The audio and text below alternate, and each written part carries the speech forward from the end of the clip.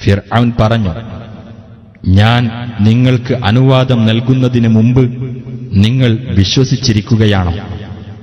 ഈ നഗരത്തിലുള്ളവരെ ഇവിടെ നിന്ന് പുറത്താക്കാൻ വേണ്ടി നിങ്ങളെല്ലാം കൂടി ഇവിടെ വച്ച് നടത്തിയ ഒരു ഗൂഢതന്ത്രം തന്നെയാണിത്. അതിനാൽ വഴിയെ നിങ്ങൾ മനസ്സിലാക്കിക്കൊള്ളൂ. നിങ്ങളുടെ കൈകളും കാലുകളും എതിർവശങ്ങളിൽ നിന്നായി ഞാൻ മുറിച്ചു കളയുക തന്നെ ചെയ്യും. പിന്നെ നിങ്ങളെ മുഴുവൻ ഞാൻ ക്രൂശിക്കുകയും ചെയ്യും, തീർച്ച. അവർ പറഞ്ഞു, തീർച്ചയായും ഞങ്ങളുടെ രക്ഷിതാവിങ്കലേക്കാണല്ലോ ഞങ്ങൾ തിരിച്ചെത്തുന്നത്. ഞങ്ങളുടെ രക്ഷിതാവിന്റെ ദൃഷ്ടാന്തങ്ങൾ ഞങ്ങൾക്കു വന്നപ്പോൾ ഞങ്ങൾ അത് വിശ്വസിച്ചു എന്നത് മാത്രമാണല്ലോ നീ ഞങ്ങളുടെ മേൽ കുറ്റം ചുമത്തുന്നത്. ഞങ്ങളുടെ രക്ഷിതാവേ, ഞങ്ങളുടെ മേൽ നീ ക്ഷമ ചൊരിഞ്ഞു തരികയും ഞങ്ങളെ നീ മുസ്ലിങ്ങളായിക്കൊണ്ട് മരിപ്പിക്കുകയും ചെയ്യണമേ.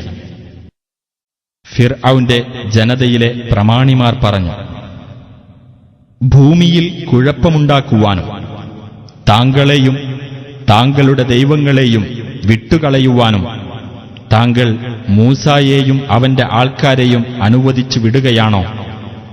ഫിർഔൻ പറഞ്ഞു, നാം ഇസ്രായേല്യരുടെ ആൺമക്കളെ കൊന്നൊടുക്കുകയും അവരിലെ സ്ത്രീകളെ ജീവിക്കാൻ വിടുകയും ചെയ്യുന്നതാണ്. തീർച്ചയായും നാം അവരുടെ മേൽ സർവാധിപത്യമുള്ളവരായിരിക്കും.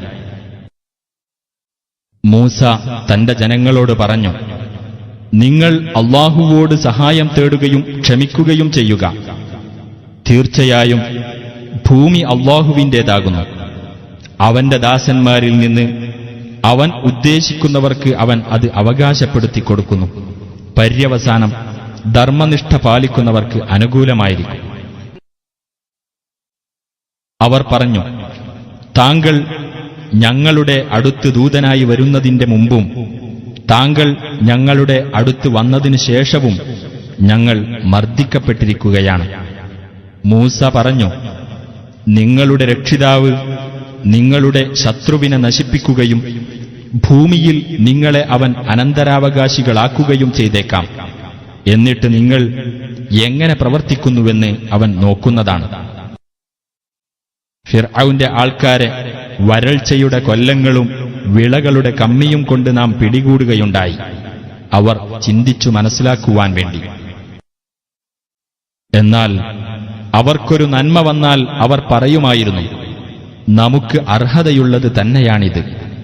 ഇനി അവർക്ക് വല്ല തിന്മയും ബാധിച്ചുവെങ്കിലോ അത് മൂസായുടെയും കൂടെയുള്ളവരുടെയും ശകുനപ്പിഴയാണ് എന്നാണവർ പറഞ്ഞിരുന്നത്. അല്ല, അവരുടെ ശകുനം അല്ലാഹുവിന്റെ പക്കൽ തന്നെയാകുന്നു. പക്ഷേ അവരിൽ അധിക പേരും മനസ്സിലാക്കുന്നില്ല. അവർ പറഞ്ഞു, ഞങ്ങളെ മായാജാലത്തിൽപ്പെടുത്താൻ വേണ്ടി ഏതൊരു ദൃഷ്ടാന്തവുമായി നീ ഞങ്ങളുടെ അടുത്തു വന്നാലും ഞങ്ങൾ നിന്നെ വിശ്വസിക്കാൻ പോകുന്നില്ല.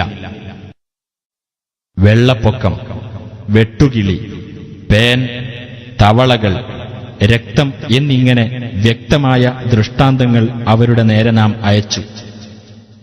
എന്നിട്ടും അവർ അഹങ്കരിക്കുകയും കുറ്റവാളികളായ ജനതയായിരിക്കുകയും ചെയ്തു.